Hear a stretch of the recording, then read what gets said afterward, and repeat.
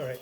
I want to put a couple ideas together here. This is another one of those where I don't really care if you write anything down.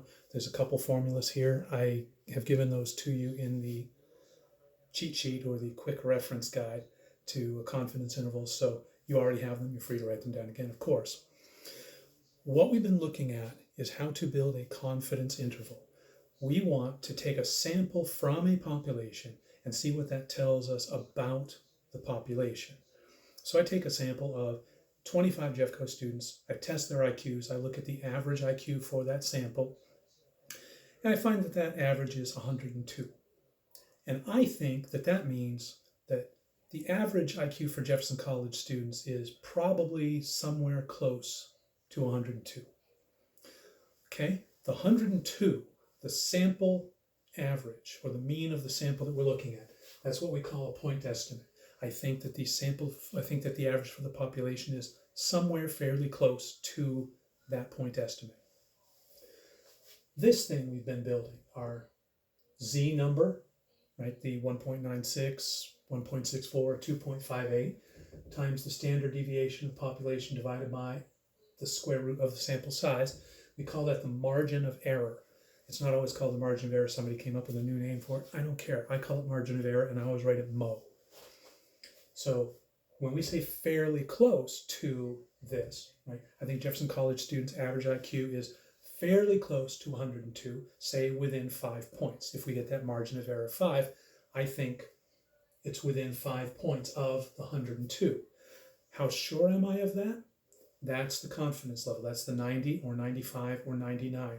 You can have any level of confidence you want. Those are the ones that are traditionally used in research.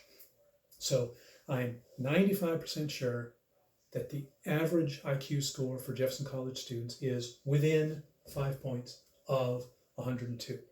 So we call that range we were talking about, if it was within 5 points of 102, it would be 97 to 107.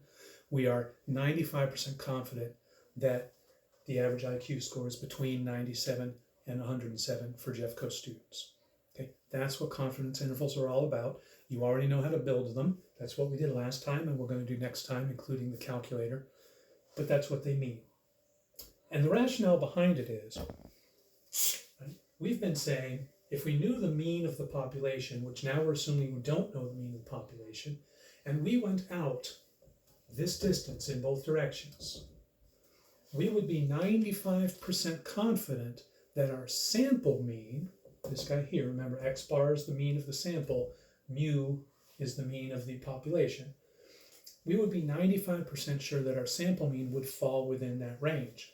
Well, that's the same thing as saying, suppose I have my sample mean here, and I go out that same margin of error in both directions, I'd be 95% sure that the actual mean of the population would be within that range. Does that make sense? If I know the mean of the population, I'm 95% sure that my sample falls this close to the mean of the population. Well, that's the same thing as saying if I know the mean of the sample, then I'm 95% sure that the mean of the population is within that range. Now, assuming, well, we're not assuming anything. We're trying to figure out what the mean of the population is. We're not going to test everybody, so we test our sample. We find the average for the sample. We find the margin of error, and then we go up and down the margin of error, and we say we are 95 or 99 or 90% confident that the mean of the population is between those two numbers. Another way to think of that is if we were to do this process 100 times, we would be correct 95% of the time. So when we say we get 95 or 99% confidence, if we were to repeat this process 100 times, we would be correct 99 of those times, which of course leaves some room for error. There's always going to be some possibility that you're wrong if you're not testing the entire population. Right? That's what confidence intervals are all about, and we're going to practice them next time and get the calculator involved, and of course complicate the issues a little bit by introducing some other things we haven't looked at, because I'm legally obligated as a math teacher to do that. I'll talk to you again soon.